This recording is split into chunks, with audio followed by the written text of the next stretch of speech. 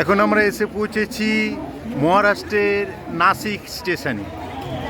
এখান থেকে আমরা যাব ত্র্যম্বকেশ্বর মন্দির। আমরা এখন মহারাষ্ট্রের নাসিক স্টেশনে এসে পৌঁছেছি। এখান থেকে আমরা ত্র্যম্বকেশ্বর জ্যোতির্লিঙ্গ দর্শনে যাব, যেটা ভগবান শিবের অষ্টম জ্যোতির্লিঙ্গ। এটা মহারাষ্ট্রের মধ্যে পড়ছে, নাসিক জেলায়। আমরা এই মুহূর্তে নাসিকে এসে, এই নাসিক স্টেশন।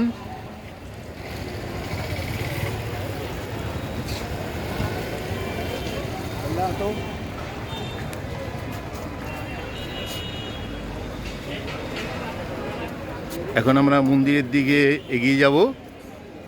আগামীকাল পুজো দেব। নাসিক সম্পর্কে আপনাদের জানা উচিত, এই নাসিক নাম হয়েছে রামায়ণের কাহিনী থেকে।